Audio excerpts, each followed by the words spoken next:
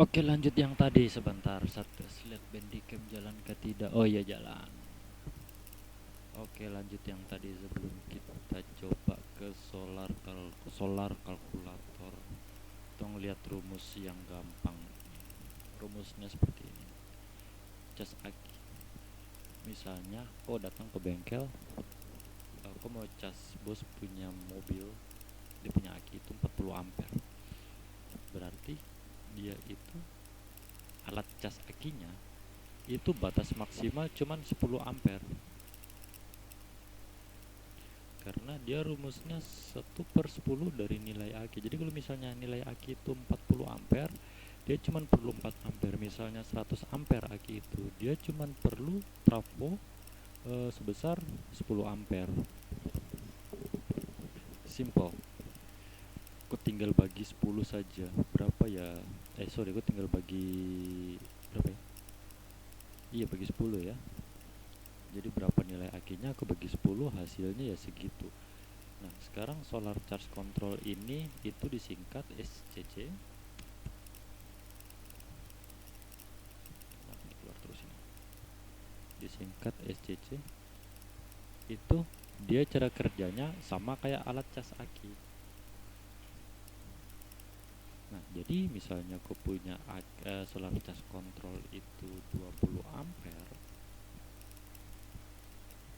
Itu batas maksimalnya dia bisa ngecas aki sampai 200 ampere.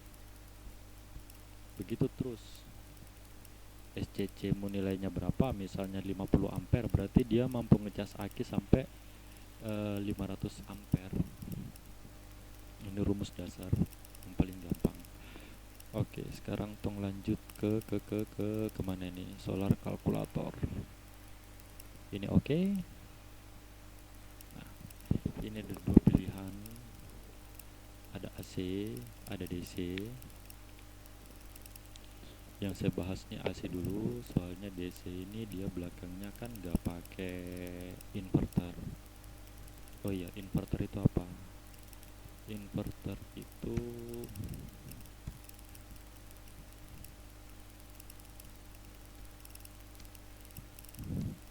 alat yang merubah tegangan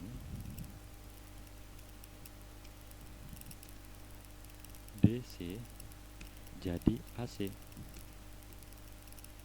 Ini biasanya yang dipakai di solar cell. Jadi tegangan DC nya berapa? 12 volt. Nanti dia keluarnya itu bisa 220 volt. Nah, itu tegangan DC nya ini biasanya aku lihat di spek inverter juga. Kadang-kadang inverter ini ada yang 12 volt, ada yang 24, ada yang 48, ada yang 60 volt, macam-macam. Nah, biasa yang 60 volt sesuai harga aja. 60 volt dia tegangannya tuh 220 juga, cuman ampernya lebih besar dia. Oke, sudah tahu, kita lanjut.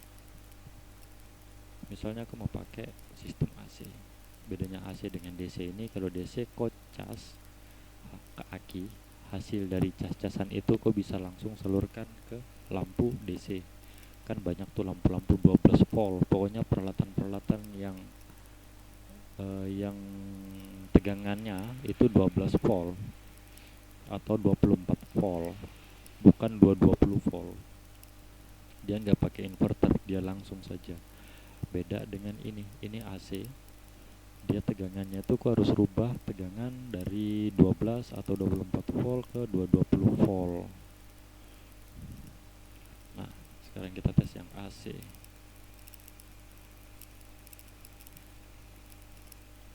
Kita tes yang AC. AC misalnya aku ada dua beban.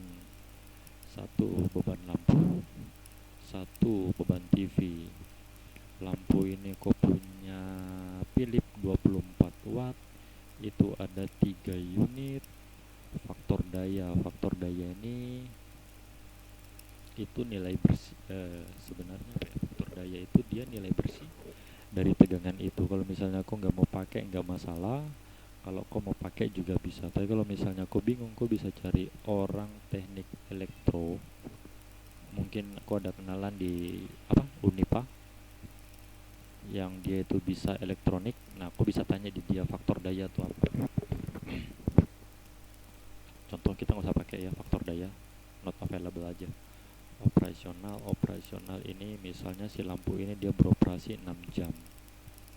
Oke, sudah, jangan dihitung dulu. Sekarang TV ini dayanya, aku bisa lihat di belakang TV itu kan ada label, biasanya ada dayanya berapa di situ. Contohnya 45 watt, dia cuman 1 biji. Faktor daya itu nanti kau atur sendiri mau pakai atau tidak. Dia menyala selama 3 jam. Hitung. Nah, di sini ada daya beban, ada total daya. Daya beban ini banyaknya daya dikali dikali unit.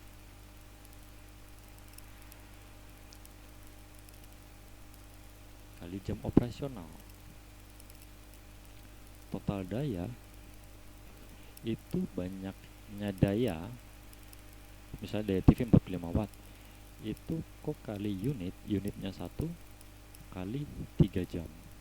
Nah, itu nanti dapat 135. Jadi total daya dengan daya beban itu beda. Daya beban ini nanti daya yang nanti dipakai untuk daya awal, tapi ke belakangnya dia nggak terlalu pengaruh. Yang harus kupikirkan itu total daya. Kita lanjut. Daya awalnya 567 watt, total dayanya 567 watt. Ini kenapa sama? Ini karena aku belum tambah toleransi dengan backup. Kalau aku tidak tambah toleransi dengan backup, berarti dia nilainya tetap. Nah, di sini ada daya inverter lebih besar dari 117 watt. Ini maksudnya gini, kau punya daya pemakaian itu total dari dua alat itu 117 watt. Jadi kau cari inverter paling tidak itu di atas ini 117 watt. Oke. Kita coba daya awal. Daya awal ini kita pakai toleransi 5 atau 10%. Kenapa harus ada toleransi? Terkadang tegangan ini dia hilang di perangkat. Jadi 576 misalnya kau pakai pure 576, nanti dia nggak keluar murni 576 karena dia hilang di perangkat. Biasanya inverter itu kan ada trafo, hilangnya di situ banyak. Sudah, kita tes 10%, hitung berapa? Jadi 624. Jadi kalau kau punya daya awalnya 567, kau tambah 10%, berarti kau perlu daya 624 watt. Backup tes. Backup ini maksudnya misalnya di wilayah pegunungan itu cuaca curah hujan tinggi. Nah, kadang-kadang sering hujan kan. Tujuannya backup ini bagaimana caranya biar 1 kali penyinaran dia bisa mampu bertahan selama 3 hari, 2 hari, 4 hari, atau paling banyak 8 hari. Ini ada hitungannya juga di sini. Contohnya, saya 1 kali penyinaran dia mampu bertahan selama 2 hari. Maksudnya 1 hari penyinaran, beban ini bisa dipakai selama 2 hari. Kita tes, hitung. Jadinya dari 624 ini dihitung jadi 1248. Berarti kau punya total daya untuk 1 perahu itu 1248 watt. Daya inverter itu dilihat dari sini. Daya inverter lebih besar dari 117 watt. Berarti dia tidak boleh lebih kecil kan? Nah, contohnya kita masukin 200 watt. Efisiensi inverter ini kau bisa lihat di spesifikasi inverter yang mau kau pasang. Itu ada 80, ada 90, ada 95, macam-macam. Cuman nggak pernah 100%. Paling top itu kalau nggak salah 98. Sebulatkan aja 100. Anggaplah 95%. Oke. DC input ini di dalam sistem solar cell kau mau pakai berapa volt untuk ngecas baterai. Contohnya kau pakai sistem baterai 12 volt. Kau pakai sistem baterai 12